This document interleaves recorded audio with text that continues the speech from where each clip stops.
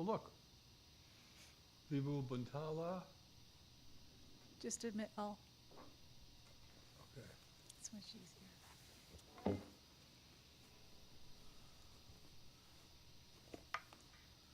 Liam's here. Oh, look at that. So we got Frank, we got James, we got Dustin, we got Vibu Buntala, who I think is a newcomer. Hi, Vibu. How you doing? I don't know. I apologize if I'm butchering your name.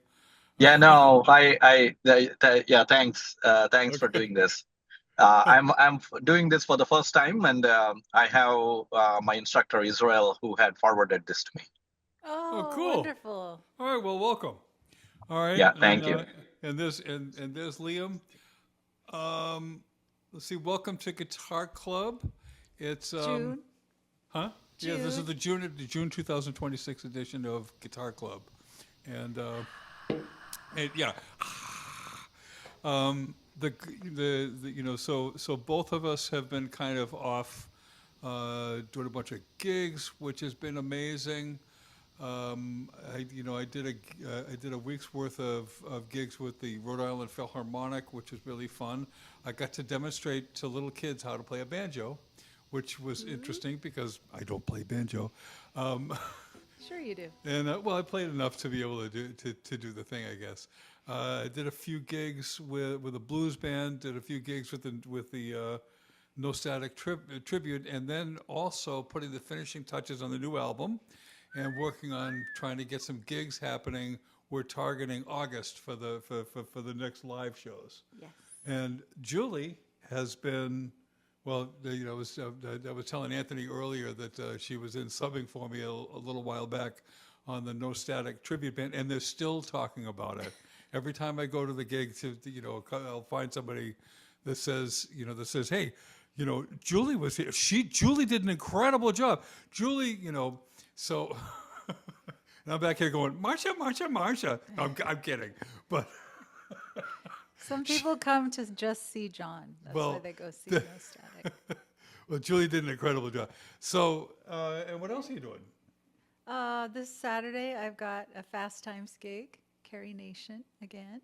That's in Boston. It's an '80s tribute band. Yep. That's cool. I recorded this song called Blink of an Eye, and for a long time I've been listening to it going, it's just missing something. And so I just have started deciding to record the entire thing again. Have you guys ever done that? Yeah.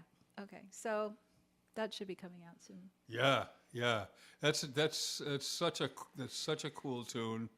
The lyrics in it are great. She plays great, sings great, and I can't wait to hear the finished product. It's already coming out great.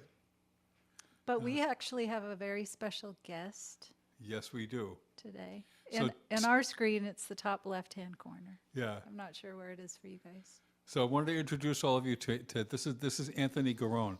So before we talk about Anthony Garone, let's talk about Dave Robinson. So back in the early 1980s, I used to work at this store that sold hi-fi equipment, and there was this guy one of the other employees was this guy Dave, and he was very, very, very quiet. Like if I saw him the whole day, he wouldn't have said 3 words. But when he did talk, everything he would say would be either like just incredibly full of wisdom or hilarious. Sometimes both. Really, really super sweet guy. And then out of the blue, he just like often moved to Arizona. Okay, so a number of years later, I get a phone call from him, and he says, "Hey, I've got this this kid that lives down the street from me. His name's Anthony, and Anthony is, I think he might have been 14, 15 at the time, and he's learning how to play guitar, and he's really doing great. And I was wondering if you could talk to him. So, so I ended up on a phone call with him at some point, and and got to know him a little bit, and then soon after that, he discovered some of the music that I had recorded, and now we're sort of going back and forth with it. And now, the timing was this would have been like the mid '90s, and at some point, he asked me. He said, "Have you ever heard of the internet?" And I kind of went, in fact, I have. In fact, I have my very own webpage, which was entirely text. And The World Wide Web. so then I gave him the I gave him the URL to the web. Now in those days, if you had your own website, it was like, it was like tiac.net tilde /4532.6666 5555555.com. And so he basically says, "Yeah, I might be able to help you out a little bit." He's like 14, 15. And he completely turned that site around. And then anyway, I've known Anthony kind of forever. He's been playing guitar, and has had a career in tech, and more recently, he has a website that he's been working with called MakeWeirdMusic.com. In fact, hold on. I can even put the link to Make Weird Music Into the chat so that you can all see it for yourselves. Okay, so as much as I can tell, his mission, and I'm going to let him take over and talk about this in more detail. But his mission is to show you weird music and to talk and to sort of promote music that's weird. But also, he has a new album. And on top of all that, he's recorded a new album entitled "Okay, But Why?" ? So, I think he has a handful of guests on it. So I think each track is casted differently. So anyway, so I want to present to you. This is Anthony Garone. Yay! Yay! Woo! Thank you. And yeah, I've known John since I was a kid, and I was in this really, really intense period of practice, 6 to 12 hours every day. I was absolutely obsessed with the guitar. I heard a Steve Vai song on the radio called Juice, and it was life-changing. It was the most life-changing musical moment of my life.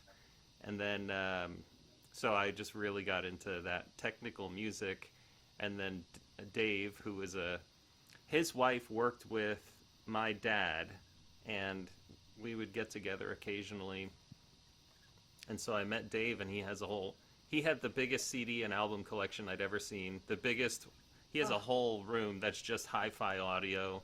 The speakers you've never even heard of or seen, they look like they're from another planet. Cables thicker than, your guitar neck going between the amplifier and the speakers, one of those guys. And he said, "Oh, you're really into that guitar music. You should check out this friend of mine, John Finn." And I heard the Industrial Strength Hoedown Extravaganza, and that was it for me. That was a mind blower. And then I just started transcribing and learning, and John and his music, John's website and John's music taught me, I feel like, everything I know. And I owe a lot to John, and he invited me to do a Berkeley summer session one year, and he let me stay at his apartment, which, of course, now that sounds creepy. 15-year-old kid. But no, John and we developed a great relationship, and his kids were little kids at the time. But yeah, I just loved it. I was eating and breathing guitar, and it was incredible. So yeah, just ever since then, really, really intensely focused on the guitar. And I went to college for computer science, and then ended up doing an internship with Steve Vai for a while, who turned out to be a family friend, which was really crazy. I just didn't know it. Cool. And so yeah, that's kind of. That's right, because he grew up in he grew up in New York, right? And your family is from New York originally. Yeah, a little trivia here. The bass player in my dad's band introduced Steve to Joe Satriani when they were kids. Wow. So Steve had our friend John Sergio over, and they were like 12, 13 years old. So it was like 1972, and John picked up a guitar in his bedroom and played like Aqualung and some Led Zeppelin song, and Steve was like, "How do you know how to do this?" And he's like, "You should see my teacher, Joe Satriani." And Oh, so wow. they started taking lessons from Steve together. Now, the rest is history, but what happened to the guy who introduced them? My dad's band just never really broke through. I always use John's line, "rising to international obscurity." They they just did like Jethro Tull and Emerson, Lake and Palmer covers and King Crimson, these kinds of things. So yeah, I grew up around that kind of music, and only as an adult did I find out that was not popular music. Because I played with my dad's band at Jethro Tull conventions. We played like the Passion Play album and Minstrel in the Gallery, Thick as a Brick. We played the entire albums, and so how was I to know? You know, there are conventions for these bands, and Right. you know, huge audiences.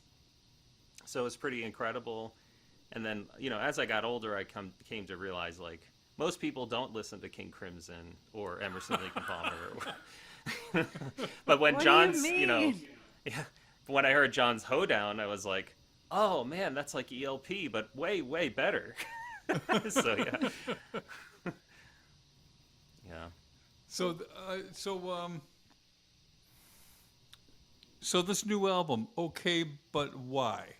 Okay, so why?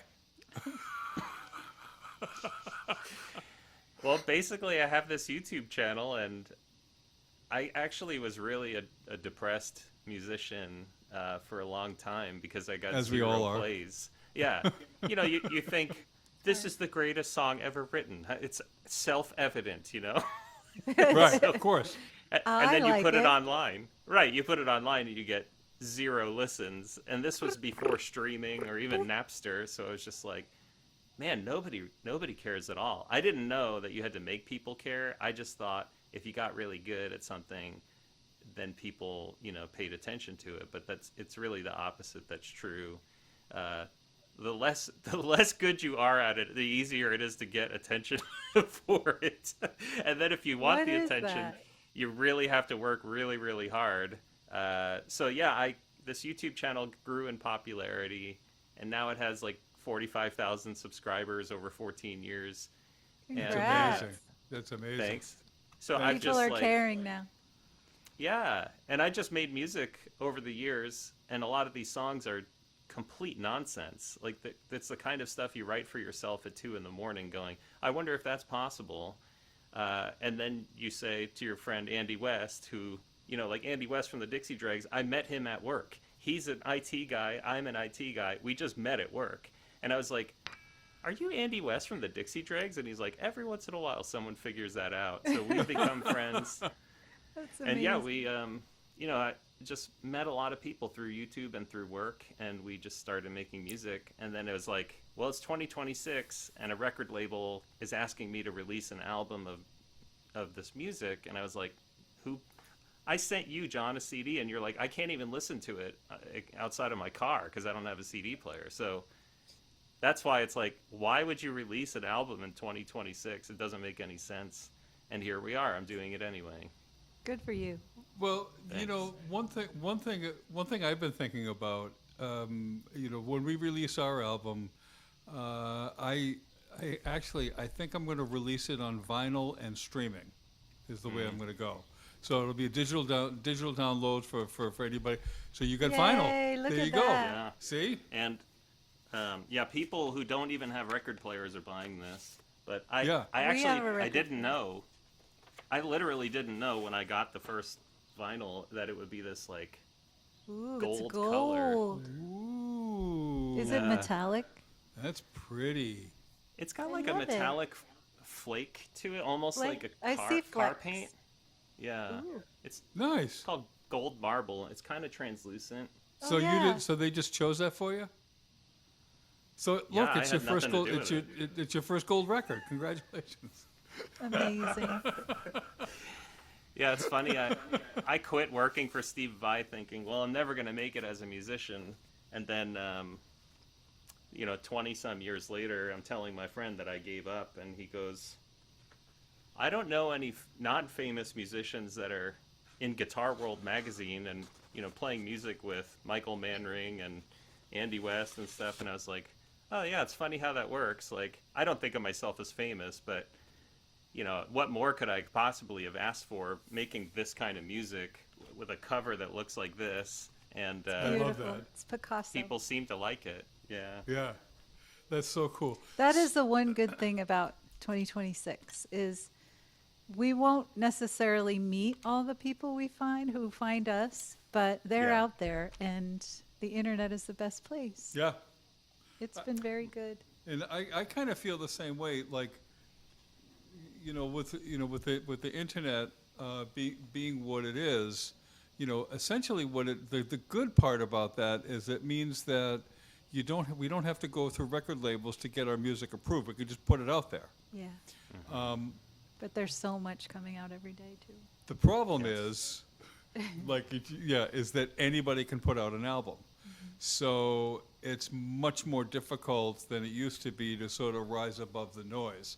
And I haven't figured that out.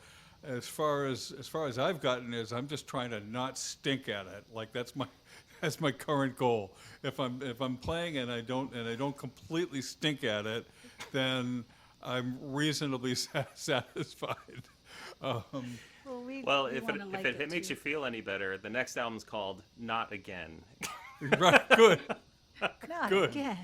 In the So- same spirit, yeah. Okay, so Are I'm gonna. you? I think he wants to play a song. Do you want to play right? something? Are you going to play something Oh. for us, or should we play the track? I was thinking about playing a short thing from Three-Legged Dog from a song Yeah. called Three-Legged Dog. And Yeah. did you know we have a three-legged dog? I did not know that, no. Yeah, we have a three-legged dog. Jenny. So Well, my friend heard this song and he said, this song ambles along like a three-legged dog. And I was like, oh, well, there's the And name. yeah, let me play a little of Do this. we need to share the sound? I don't know. I don't think so. Let us know if you can hear it. Can you hear that? Okay.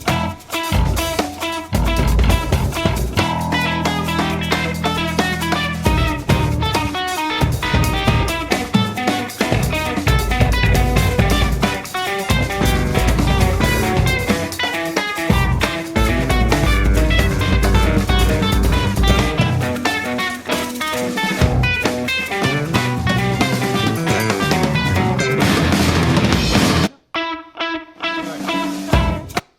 You stopped it? I did. Oh, okay. Yeah, that's So- fine. So right away. So why? Tell me what's going on. Yeah, so I thought it would be funny to write a song as if John Petrucci and Steve Howe got really, really high and wrote a very technical song together. Love that. Nice. And actually, using the techniques I learned from the Industrial Strength Hoedown extravaganza, it's not easy to play, but it's not as crazy as it sounds. So it's just starting on the 14th fret on the D string. Whoops.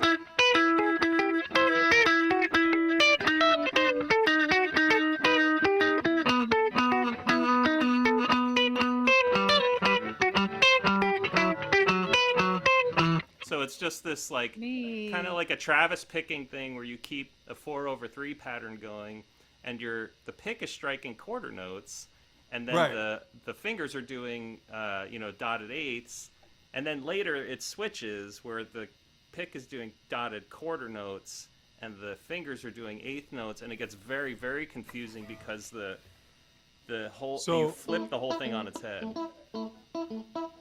Yep. Neat. Then. Yeah. Right? Neat. Is that the idea? Yep. Wow. And later it gets even more complex. And the score, I sent you the link to the score where the entire thing is transcribed. Because these songs are so complicated, I can't remember them. So I just I tab them out so that I know where my fingers need to go. And then it's Right. enough of a reminder. Because nobody in their right mind would ever play this unless they're really into learning unnecessarily difficult music. So There's a lot of satisfaction in that. Yeah, that's but see, my favorite element of it is that there's two things going on simultaneously. One is that you can hear the rhythmic pattern, but then the note choices make it feel like just completely chaotic. But there's a melody Yeah. to it too. But there's kind of a melody too. It's not like you know, like, and I think that's one of the fascinations with music is that the brain sort of naturally looks for patterns. Yeah.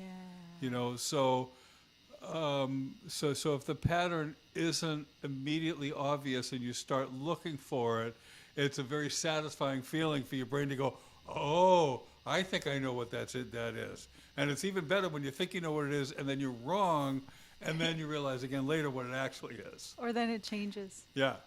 I have to say that you and Steve Vai taught me that every song should be singable or whistleable or something.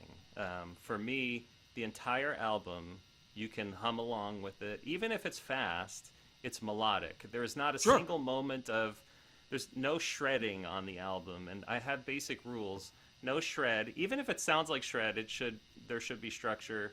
And then no pentatonic scales except in one song where there's a pentatonic moment. But the rest of it, I avoided explicitly like bluesy minor pentatonic riffs. Not that those are bad. I was just challenging myself with a constraint. How do I do something that's not so Sure. guitaristic, that could be musical, and you could sing along with it without thinking about guitar idioms, you know? Yes. Yeah, and you know that's funny that you say that because that's something, the kind of thing that we here at Guitar Club, we discuss that a fair amount, is practicing while deliberately giving yourself constraints, because if you do that, what ends up happening is the things that come out are often unexpected, because you're not looking to, you know, I started doing that because I would sit down on the guitar and say, I will now play something brilliant, and then everything I played stunk, you know. So, Or you play something you've already played a million times. or yeah, exactly. Or It's a I'd play default. something. Yeah, exactly. So, you know, so that was sort of a way for me to, you know, just get myself to play something that I haven't played before, and started getting interested. And you know, here in Guitar Club, we've discussed that a pretty fair amount, and I've seen all these guys come up with some cool stuff. Yeah. And Julie, but then she's always amazing. So I'm one of the guys too. yeah, so let's see. Does I'd love to anybody have any hear- questions, or you want to hear Yeah. something else? I was going to say I'd love to hear from anyone else on the call. I've done a lot of talking, but I'd love to hear the kind of constraints or sort of guitar experiments you come up with so that I may steal them. We can just be honest about it. Yeah, I like how you that was kind of a rhythmic exercise. Like you decided to turn a rhythm thing into a riff. Can you hear me, guys? Yeah. yeah. You It's could real come up a little quiet. bit, but yeah, Is that better? a little bit. I'll turn it up all the way. There you go. Yeah, Good. yeah, that was interesting. I was wondering, have you done anything else like that where you did another kind of polyrhythmic thing in your tunes? Yeah, the whole album is littered with that, and I'm actually like, this is going to sound like a brag or something, but it's like the worst possible way of bragging, but like I helped produce this King Crimson transcription book, and so Ooh. this is the book Steve Vai and Danny Carey learned to play this King Crimson music with the Beat Tour, and I wrote, a couple of things. I've helped John transcribe his music, and then there's the John Wetton years that are in progress for the King Crimson transcriptions. And we did Thrack of King Crimson, which is very rhythmic. And then I wrote this book, this 320-page book, about my learning Fracture, which is like the notorious That's you know, right. You did a video King on Crimson that. song. too. Right. Yes. And so That was so cool. between that and my love of drums and drummers, and like John's music has been very technical. I can play, I mean, I could probably, if I spend many weeks in practice, I could play a whole set of just John Finn's solo music. Like, it's that close to my heart. But his music has a lot of really interesting rhythmic stuff going on, and the whole album is actually there's barely any 4/4, and there is a song that's in 4/4. I do a lot of like Gentle Giant hocketing, so it's kind of like these two pieces that, or two parts that speak to each other, counterpoint or contrapuntal, while also sort of echoing one another. And so there's one that goes like this.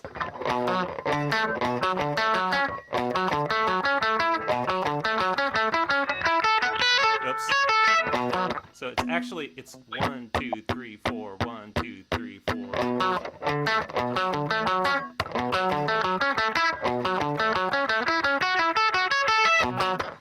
Yeah.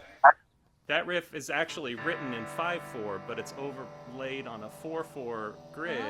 So What's the name of the track? It's Brex, B-R-E-X. Brex. Okay, hold on. And then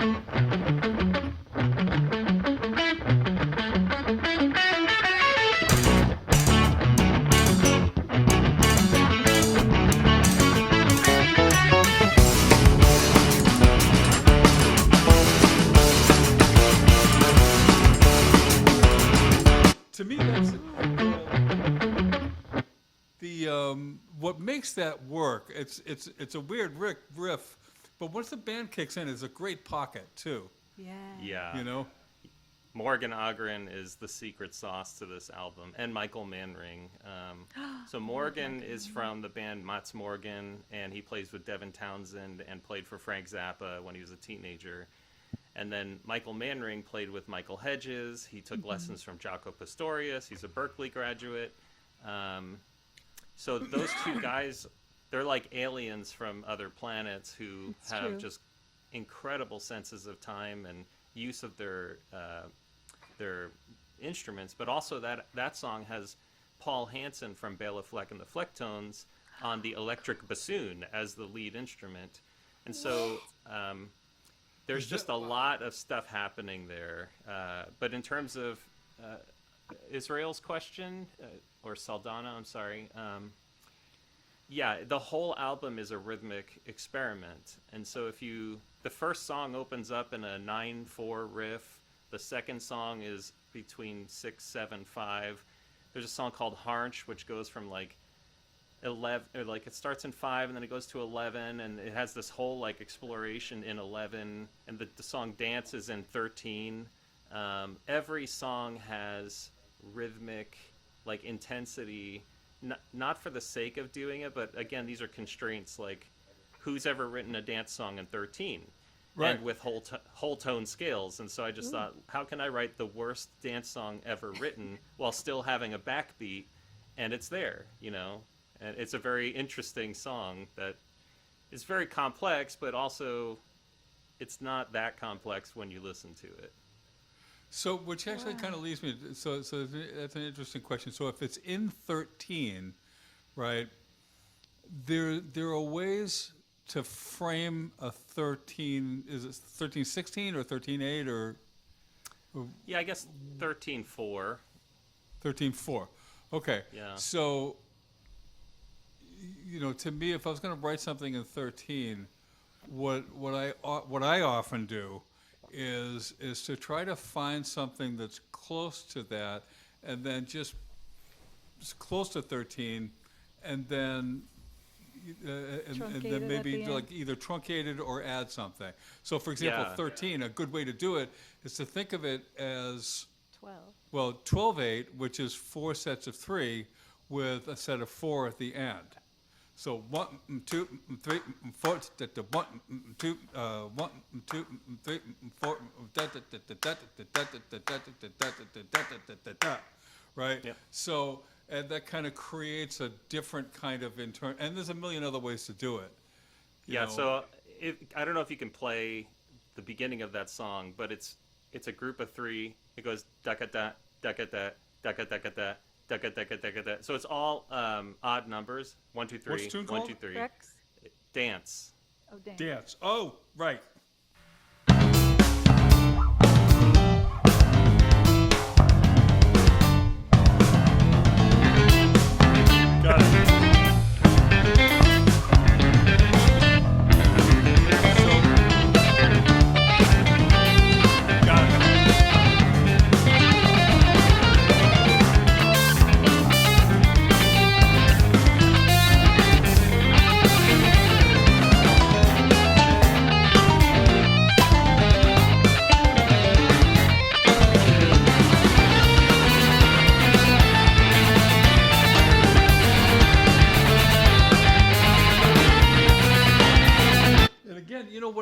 about Wow. that is it's genuinely weird, but like if you give it a chance, then you start. I feel like you're sort of being. To me, it strikes me as I'm being pulled into Anthony's world. My son said he played piano on it, and he said, "I hate how catchy this song is. It has no right to be catchy." And as he was practicing it, he's like, "I'm singing this idiotic song everywhere I go because I like it, even though I hate it even more than I like it." It's one of those. You could call it an earworm or something. I don't know, but it is catchy, but it's also awful. Yeah. Yeah. Do you know? But Do you it's know what the beautiful, cure too. is for any earworm? So if Sing it or play it. no, the Flintstone theme song. Da da da da So if you get an earworm, sing the Flintstones theme song. But what happens is the other song that you're trying to get rid of is now replaced by the Flintstones theme song. So See, for me, it's The Price is Right, which I think is one of the greatest Okay. songs ever written. Yeah. which Price is Right? Da da da da da da da da da da da. No. How's Oh it yeah, go? maybe. Dun, dun, dun, Right. Okay. Yeah. The bass line in that song is unbelievable. It's incredible. Yep. I agree. Let's see. There's a couple of. Oh yeah, chat. I'm sorry, I missed that. Oh, we're fine. So James Erickson says you can make something a complex sound catchy, and that's a really great skill. And I agree. It's that's part of that's what I was saying earlier that I when I first heard this a few months ago, I instantly dug it. Like you didn't have to sell me on it. It was like, oh man, this is and every subsequent track is as adventurous as the previous one. So Try I'm the gonna- song Harnch. Harch? Okay, hold on. Harnch. And people ask, what does harnch mean? It's the sound I made when I tried learning it, and I was so angry at it. I didn't want to swear. I just said harnch. Harch.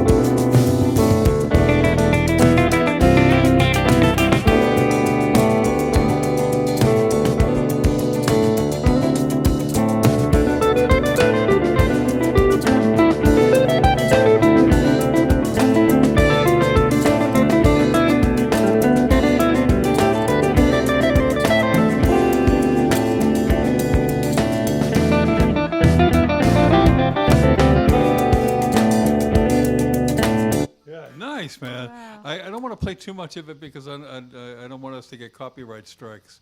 But Yeah. You're gonna but put an hold on. Apple Music link, so that so hold on. but I'm also gonna send there's everybody- CDs available Yeah, the CDs Oh, yeah. available. and vinyl. So I just put the Apple Music link to his album in the chat. So if you want to go check it out, please do. Yeah, that song features Gretchen Menn. Do you know Gretchen? Really, I Yeah. know of her. I've never met her. Okay. Her father was the editor-in-chief of Guitar World magazine for many years, and she's the guitarist for Zepparella, the female Led Zeppelin band. Oh wow. And she's just an amazing person and guitarist. She has a ripping guitar solo at the end of the album on a song called Crush. Oh, good. But yeah, she's great on that song, and we do this whole hocketing thing. Almost every song comes back to Gentle Giant for me, but Right. she and I trade this very complex melody. I play two notes, she plays two notes. Neat. And then we do a three-way hocket, me and her and Michael Manring on bass. So it's so more rhythm man. stuff, It's all just like, wouldn't it be fun to do this? This whole album was like, no one's gonna hear this, so I can just do whatever I want. Right. Even if it's totally ridiculous, which a lot of it is. So it just turned into that, and then people said, actually, that's not bad, and I was like, that's surprising, but okay, I glad you think- like it. I love it. I've heard so many people say this I think Steve Vai is sort of famous for saying, make the album that you want to make as if no one's going to hear it but you. That's you know. exactly. That was the first interview on our channel, and that interview went viral for that very reason. I was shocked, how inspiring it was, and that's basically what happened. Yeah. So that's, I think that's really, especially with, with the kind of music that you're making, I think because one of the things that comes up is it really does feel complicated, but it also feels honest. Yeah. Like you're doing it for the, for because you believe in the music and then you're just sort of going forward based on that. So tell me about the production of it. Yeah, because Like- it sounds beautiful. Yeah. Such good recording. So how did you put it together? That's all luck. I did learn a lot working for Steve Vai, and I did learn a lot, recording here in a studio that I built. Like, I built this studio with my friends in my backyard. So there's Right. problems with it, but it's great. Yeah. And Steve taught me a lot, and honestly, working on YouTube teaches you a lot about audio, and I mixed, mastered, and produced the whole thing. And I just thought, how do I make this sound good? And it turns out, if you hire great musicians, they already know how to make their parts sound good. So I like to frustrate my friends and say I do 10-minute mixes. So generally, most of my mixing is done within minutes. I am a very lazy mixer. I go into Logic and I choose, if it's a tom drum, I just choose the tom setting, and then Right. I tweak it if I don't like it, and basically, as long as the drums and bass sound good, the rest will sound good. It's so Yeah. true. And when it comes so to true. when it comes to the guitar, it's kind of hard to make a guitar sound bad. It's really about what is Not for me. I've heard some bad guitar recording. But I don't know. For me, it's like I've never, even bad guitar sounds, if you use them right, can sound really cool. And so for That's me, true. it's really like an aesthetic. And there's a whole bunch of edits. I just thought nobody's going to care. So I just edited, like I did punch edits and stuff like that here and there. Yeah. But then I actually got so frustrated editing in Logic that I said, I'm just going to do complete takes. So most of the Yep. album is just me sitting through, out of laziness, like learn the song so I don't have to edit it, because I hate editing in Logic. Yes. And I don't like mixing, so I just, like Morgan sent me stereo mixes of drums. Michael Manring sent me stereo mixes of his bass. I mean, what do you do from there? You just layer your crap on You top just of layer- it, and yeah. it's like, It's amazing. it's already done. but now I'm sort of curious as to how you prepped them so they would know what to play. Did you give This them is the something to funniest play part. on? Yeah, so Michael, I wrote most of his parts, and then he just played what I sent him with I his see. own taste and embellishments. And I Right. said, hey, do what you want here, or feel free to add whatever. And he'd add a whole Ebo track, or he would, add little solo elements and things like that. And Michael's brilliant. The funny thing about Morgan Ogren, he doesn't read sheet music. He doesn't learn the song. He just puts it on, hits record, starts playing along, and then if there's a change, he goes back and just punches back, or he'll just do it over again. Ooh. And so the song Three-Legged Dog, I think, was our first one together, and I had recruited several amazing top-of-the-line drummers, and I don't want to share their names to embarrass them in any way, but they had heard the song with my demo drums, and they said, this is too complicated. I can't learn this. I'm going to have to spend 2 weeks learning this song. And I have sessions, and I've got other things to do. I can't dedicate 2 weeks for your budget, which is a few $100s a song. Right. And so I said Wow. I sent Morgan Ogren a message on Facebook. I was like, hey, could you play this song? It's kind of nuts. And he said, yeah, I think I can fit it in between sessions tomorrow. And literally the next day, he sent me that drum track. No, no. He said, "Is there anything you want changed?" And I said, "Well, the ending, I think we can do this." And he just sent me a new stereo track where he just punched in at the ending and changed something. Beautiful. Wow. And literally, the whole album, all the songs I had with him were like that. And then the parts with the drums with Owen, who's a 17-year-old prodigy. He's my son's best friend. My son's an incredible, like, virtuosic piano player, and his friend Owen is a virtuosic organist and drummer. And so I wrote drum parts sort of as a joke, like, who's ever going to play this? And they were really hard. And I sent Owen the tracks, and he just learned. He notated all of my parts and learned them, and then played them. We just released Wow. an acoustic guitar version of Discipline, like the song Discipline by King Crimson. Wow. Wow. And he didn't sight read it, but he just came in and just played it like a few takes, but like on his seventh take, after just a couple days practice, where the whole song is in, everyone's in a different time signature. Your hands on the drums are in 17, and your feet are in 4. And Tony's bass part's in 17, and the guitars are between 7 and 6. But that song has all this polymetric stuff happening. So Adrian will be playing that, and then Robert will come in like.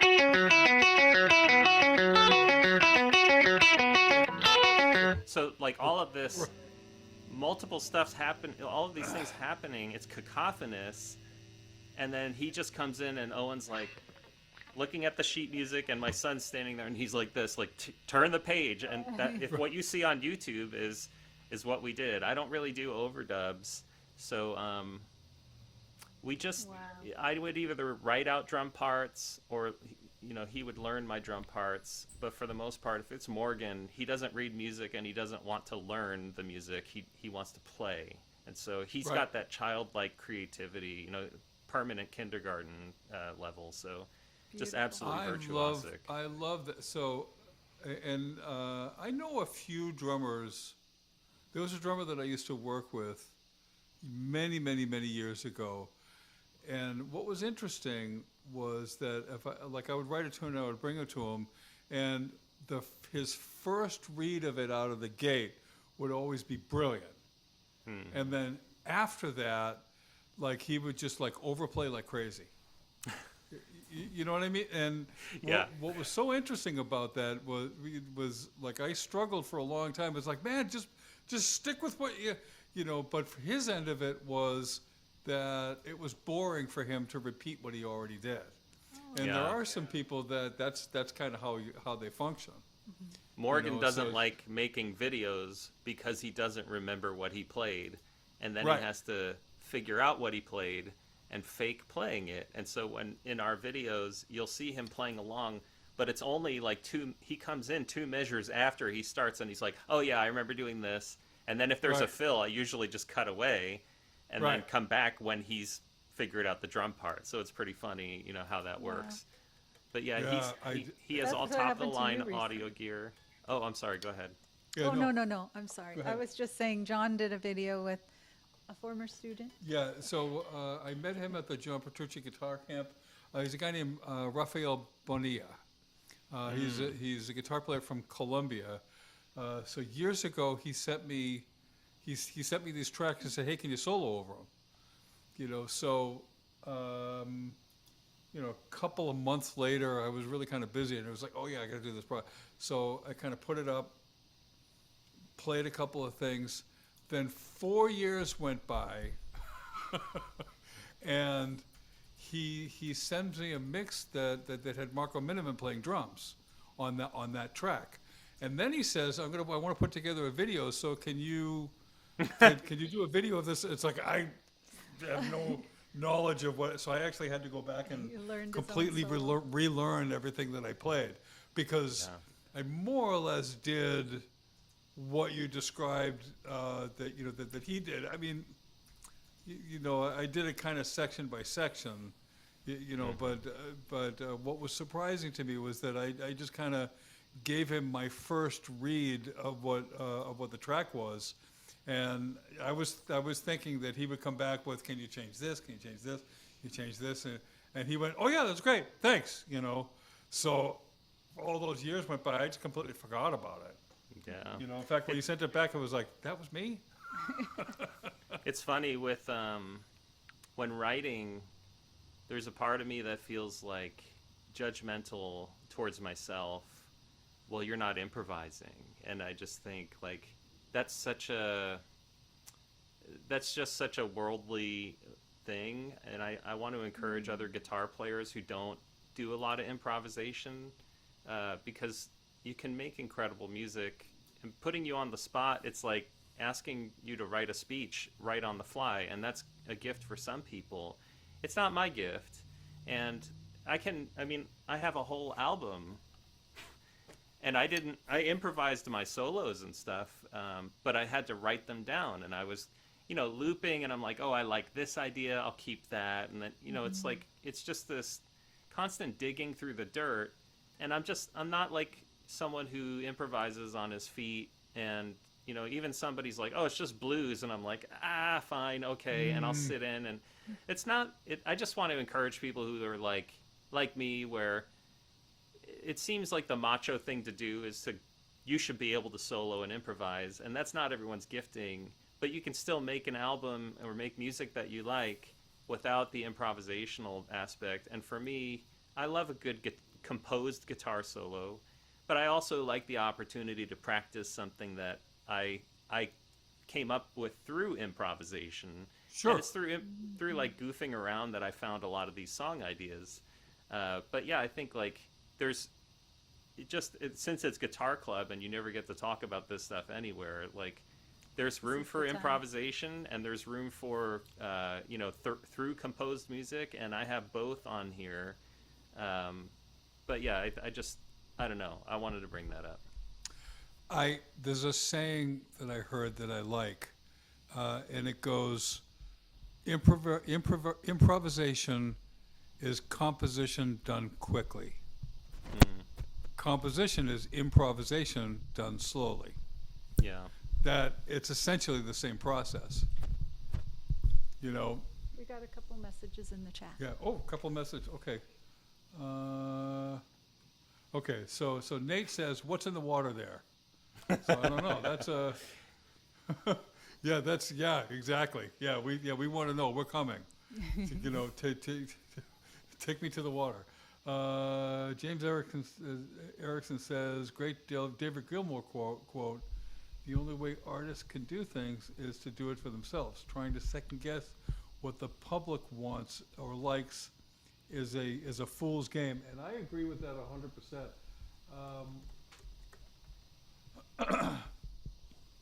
Oh, good. Suggest listening from your YouTube. Oh, yeah, there's the link. in Oh the yeah. chat. Okay. Thank So Anthony just put a link to the Make Weird Music YouTube channel. Yeah, and if you don't- guys, if you can promise not to share, you know, here is the YouTube link for the whole album with downloadable, you know, links in the description. Just don't send that link around, but you know, Yeah, I'm not we won't. precious about it or anything. But if you like it, I hope, you know, just let me know. I like the encouragement, and I like other Yeah. people hearing the music. Yeah. I'm not So gonna do you make $1 million from this. do you have it on Bandcamp? It is on Bandcamp. Okay. I'll all right. put the link here. Yeah. Because then people can buy it. I have a Okay. bunch of shortcuts so I can get these links out quick. But Okay. yeah, Oh, I that's did great. Bach Concerto for violin and oboe. I did 2 of the 3 movements. That's 1060 R, BWV 1060. And then I also have a full arrangement of the Bach's Piano Partita No. 1 for 6 and 9 string guitars. And that is a really difficult, wild piece to play at Glenn Gould's tempo. And I have Whoa. a guitar arrangement of Georgi Ligody's Etude number 10. It's actually a Ligody arrangement of a Conlon Nancaro piece. And so it's a really like out there piece. I spend a lot of time just like learning classical music and trying to figure out, does it work on the guitar? And usually I just don't work hard enough to make it work on the guitar. But I finished the whole thing, you know, it's all written out. It's just a matter of Yeah. practice. Yeah. A lot of times it's really just a matter of practice. We So did a Bach thing with Joe Santerre that one time. Do you yeah, remember? oh yeah, during the pandemic, so Julie, Joe Santerre and I did. Well, it was actually Joe's idea. We did Bach's Invention number 13 at his tempo. He did it on six. He did both parts on 16 grace, and It was really. oh my God. I didn't even think I could do it. Yeah, I spent most of the pandemic working on just that. So, Yeah. I have to and add.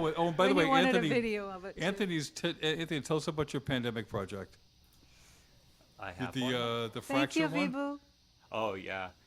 Yeah, Vibu, nice meeting you. Thank you for Nice to meet staying. you. Come and join us anytime. Oh, Vivo, you take Thank it you off. all. Before, okay. Sure. A lot of the other meetings when we don't have a special guest, these are usually a little bit more sort of discussion oriented. So we hope you come back. I just wanted to. I will. I will. Yeah. I wasn't planned, so Israel just told me in the last minute, so I just wanted to peep in. But Oh, it was great. good, like listening to the stories and awesome. Like I Yeah, will man. definitely join the next time. Yeah. Thank Cool. you. Put Yeah, your name thank on you. the list, and we'll send it. Yeah, please. Thank you. Okay, man. Thank you. Take Yeah. care. Yeah. Bye. So, John, you can, if you don't mind, pull up the concerto number, movement number 1. So that's a Okay. piece that goes.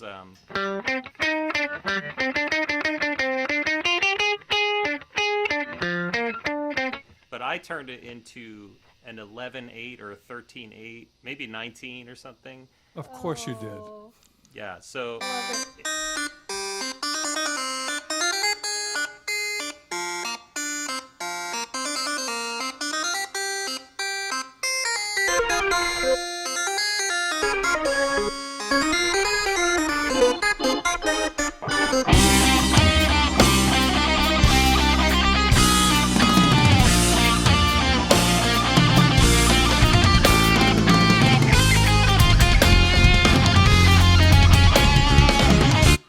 Oh my goodness. That's also can't Andy wait. West on the bass. Yeah, it's Oh, that's a really, Andy? yeah, it's a ripper of a track. And Andy, it's funny when we recorded that, Andy said, "I think that's the hardest song I've ever recorded," which I was like, after all the Dixie Dregs, he's like, after all the Dixie Dregs, this is. Wow. And then he did the song Dance, and he goes, "You know what? That was the hardest song I ever recorded." And The hardest 2 on 1 what was album. funny is the drummer of the Bach piece is from a band called Panzer Ballet, which means tank ballet, and Right. they're an incredible jazz metal band out of Germany. And he said that was the hardest song I ever recorded, and he stopped recording with me after that. Wow, really? Not out of spite, he just was like, that was more effort than I ever planned. So, yeah, I have a way of, overthinking. Yeah.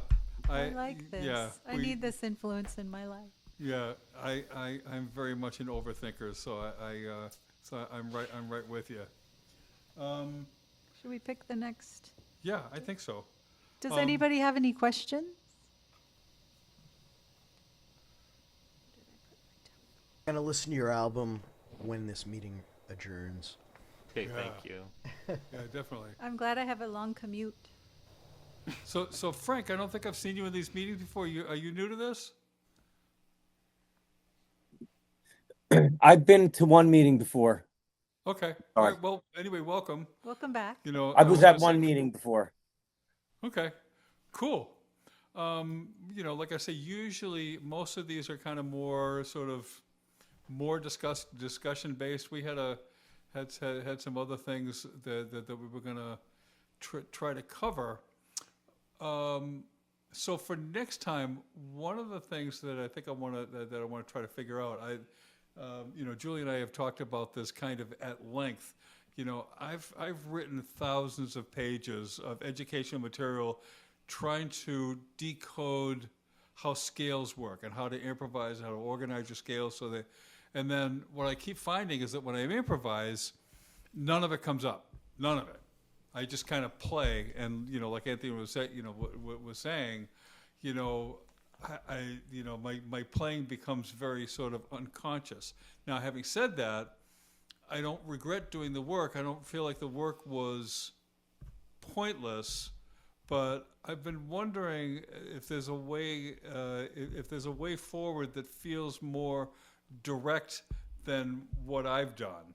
I feel like up to this point, I've kind of gotten to some of the things I want to be able to do, but I've taken the longest road possible to get there. And so I'm working on yet another approach. And but I'm really curious to know how you guys approach, organizing the instrument, how you think about the instrument when you're setting up to like improvise over something. What's in your head? What's important? What's not important? Stuff like that. All right. So maybe that's where we'll go next time. What's the date we're gonna do? It will be July. Oh my goodness. July. Probably after the 4th, I would say. July 6th? Oh wait, I think I'm gonna have that Berkeley open mic on Mondays. Mondays. So do you want to So it'll be every Monday? We could do a Sunday or a Tuesday. Or you could just do it on your own for July. Is it only for July? Well, it's 5 week. It's Berkeley 5 week. Okay. So I don't think there's the open mic the last week. I think there's only 4. Okay, so that's either, how about July 5th? 5 or 12? Are you guys cool on Sundays? All right. Yeah, is that cool? All right. So how about Sunday, July 12th? It'll give me a little bit of an opportunity to prepare, some. We're on the final legs of the new album, so I'm really excited about Yeah. that. So You've done such a that's good job. yeah. Speaking of mixing on our own, yeah, I've been doing the opposite of what Anthony does. we It's don't like do 3-minute mixes. Yeah, what I've been doing is I'll spend 20 minutes on the mix, and then I'll put it aside and come back the next day and do another half an hour. And then send it to everybody, and then they all send have everybody, changes. Yeah, and get a bunch of notes of what to change, and then just go through the process like maybe 8 or 10 times until I finally get to a point where it's like I can't tell if it's better or not anymore. Yeah. And then that's when it's done. That's why we don't finish mixes. We just release them. We just let go of them. That's right. John, Well, you the gotta put songs- it out on 8-track though. You gotta put it out on 8-track, please. 8-track? Okay, all Oh. right, done. 8-track. Sorry, James. Well, I forget who said it. It might have been the guys from YouTube, but they're basically like, a song's never actually done. You just let it go, and then it keeps evolving over the go. years. That's right. And That's true. and I speak for myself when I say I'm very excited to hear what you guys have come up with. Well, cool. Well, we're Us looking too. forward to hearing what everybody thinks. Yeah. If I actually have the nerve to release it. Hey, listen, great to see everybody. Yep. We hope you come back. Stay tuned. Stay tuned. Oh, wait, hold on. Change Oh, my okay. email. Oh, for right. These contact. Oh, right. We will do Congrats, Alan.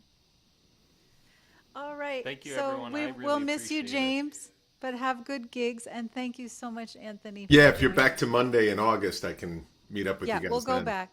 Yeah. It's just I'm doing these Berkeley things. that. Yeah. And Anthony, come back anytime, too. Yeah. I will. Thank you so much. This was great. I really appreciate all your open ears. Of course. Thank you. We'll All right. see ya. Thanks, you guys. Take care.